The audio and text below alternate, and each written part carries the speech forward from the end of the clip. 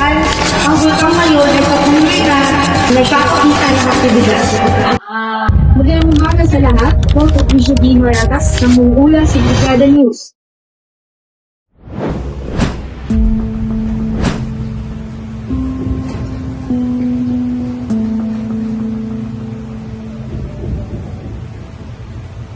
Nandito kami ngayon sa lalawigan ng Albay kung saan ang bulkan ngayon ay patuloy na nagpapakita ng aktibidad. Ang mga residente sa lugar ay patuloy na naapektuhan ng mga pagtutok at pagduga ng habo. Kasama ko ngayon si J.B. Suma, isa sa mga residenteng direkta naapektuhan sa pagsabog. Siya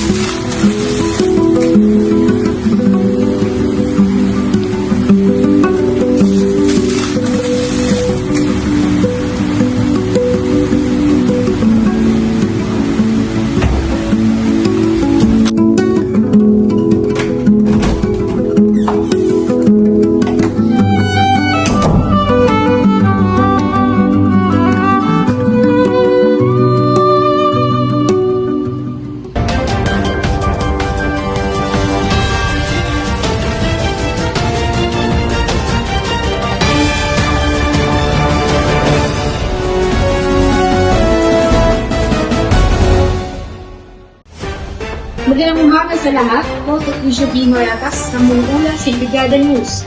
Nandito kami ngayon sa lalawigan ng Albay kung saan ang bulkan ngayon ay patuloy na nagpapakita ng aktibidad. Ang mga residente sa lugar ay patuloy na naapektuhan ng mga pagtutok at pagduga ng habo. Kasama ko ngayon si J.B. Suma, isa sa mga residenteng direkta naapektuhan sa pagsabog. Siya ang nagsasabi sa atin na kanyang karanasan kung paano siya at ang kanyang pamilya ay nakikita dahil sa sitwasyon. Salamat po sa pagpayag ng mga panayam ka ng ano po ang nangyari noong araw ng pagsabog? Nakita mo ba ay lulok na nila? Actually, hindi ko namin nakita yung pong vulkan.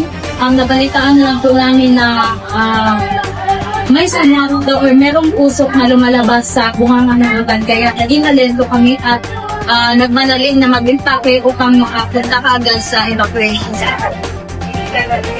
Bago po kalaki ang pansala yung gamong lupaw sa paglupok ng vulkan. Nawala po ba kayo ng bahay o kaya? Ang mga ari-arian namin ay napinsala dahil sa mga abo na lumabas sa vulkan. At wala naman pong nangyari sa pamilya namin dahil very active po yung aming barangay na tumulong sa mga mamamayan upang hindi gaano maapektuhan. Anong mensahe po gusto mo parating sa mga tao at sa mga nasa likod ng operation para sa inyo? Para po sa mga nagbigay ng relief goods at tumulong sa amin, maraming salamat po at sana marami pa po pang relief goods na dadating sa pagkakay dahil yung mga residente dito ay kulang na lang yung mga pagkain na hindi sapat ang mga pagkain para sa mga magdadaang araw. Okay, maraming salamat po. Hindi mas pagkakailan yung kwento. Sana po ay napangalan kayo agad sa subok na ito. Muli ako sa Patricia D. Moragas para sa Brigada News. Mag-ingat po kayo.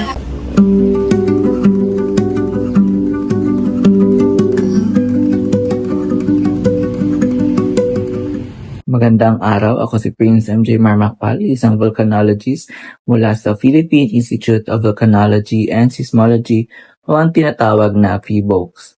Nandito ako ngayon upang magbigay ng mahalagang impormasyon tungkol sa bulkang Mayon. Sa mga nakaraang linggo, ang Mayon ay nagpapakita ng mga senyales ng pagtaas ng aktibidad. Kaya naman gusto kong ipaalam sa inyo na malapit na ang posibilidad na isang malakas na pagsabog. So sa kasalukuyan, ang mayon ay nagpapakita ng mga sumusunod na aktibidad kagaya ng pagtaas ng mga lindol at seismic activity, paglabas ng mga gas at usok mula sa crater, pagtaas ng temperatura ng bulkan, at pagbabago ng hugis ng bulkan. Ang mga senyales na ito ay indikasyon na ang mayon ay nasa kritikal na estado. Batay sa aming obserbasyon at datos, ang PHIVOLCS ay nagtaas ng alert level sa 4 na nangangahulugan na ang bulkan ay nasa estado na mataas na aktibidad at maaaring sumabog anumang oras. Ang alert level 4 ay nangangailangan ng anggarang aksyon mula sa publiko. Kaya naman, hinihiling ko sa lahat ng mga residente sa mga lugar na nasa danger zone na maghanda ng emergency kit at mahahalagang dokumento, lumikas sa mga evacuation centers na itinalaga ng gobyerno, sundin ang mga tagubili ng mga otoridad at lokal na pamahalaan, at iwasan ang paglapit sa mga lugar na nasa 6 na kilometrong radius ng bulkan. Ang kaligtasan ng bawat isa ay ating prioridad. Sa mga oras na ito, importante na tayo ay magtulungan at sumunod sa mga tagubilin ng mga otoridad.